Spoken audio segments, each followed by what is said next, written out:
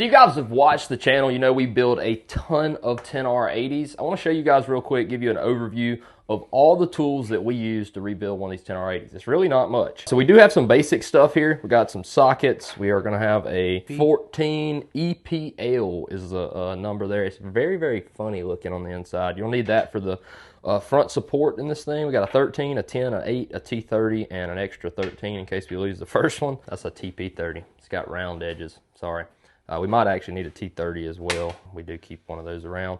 Here we got the caveman screwdriver. This is very important for removing parts. We got a couple different sizes of flathead screwdrivers here, just to take out snap rings and such.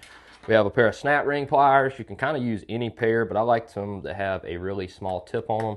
Help me get some of the snap rings out. I'm gonna have a couple of pocket screwdrivers and a pick. That's about all you'll need to get seals and snap rings out there. The rest of this stuff is pretty much just specialty stuff. We got a scraper to clean our table up, have an extension just in case we need it for our socket. And then the rest of this stuff here is kind of some specialty stuff. So this here is a Ford tool. This is what we use to compress pistons on the 10-speed and a lot of other different transmissions. I'm not saying you have to have this tool exactly. This is extremely expensive. I think this is $1,700 if you bought it from Ford. You could definitely make something that would serve the purpose here. I'm sure you could come up with something if you're trying to do this at home.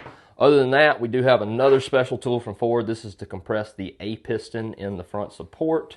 Again, this is a very expensive tool. If you're just doing one your own at the house, I would probably try to get by, make do with something similar to this so you don't have to pay for that. Other than that, we have a few more special tools here. These are some Amazon Teflon sizers. We try not to use these if we can get by with reusing the Teflons. Most of the time they're in really good shape. And these sizers, honestly guys, aren't the greatest. They're just some cheap 3D printed ones off of Amazon. Moving on to a couple other things you'll need. So you're obviously gonna need some grease, some petroleum jelly, Vaseline, something like that to put on your rubber seals so that you don't roll them. We got a dial caliper to check steel clearances, snap ring clearances, just to measure everything as we go along with this. And then the last thing, and these are actually really cheap nowadays. You can buy one off Amazon pretty cheap. This is just a magnetic base dial caliper. Where we use this to check clutch clearances as we go. It's got a magnetic base so we can get it lined up. Pow, pow, check our clutch clearances. Going back to the grease, I just want to make sure that I'm clear, guys. Do not, I repeat, do not use a high temp grease. A high temp grease will not melt down. This is specifically designed to melt off at a really low temperature, so it melts off and just basically goes into your fluid. Does not hurt anything. You can use this on engines and transmissions. We buy it from Rock Auto. It's called Assembly Goo.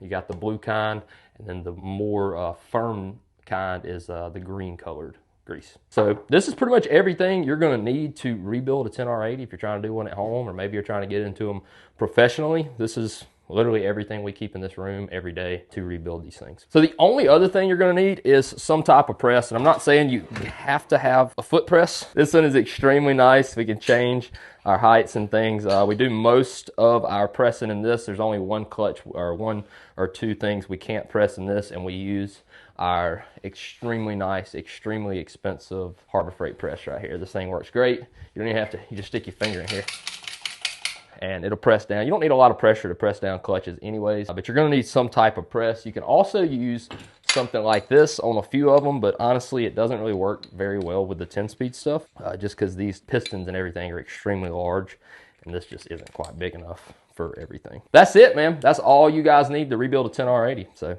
there you see it.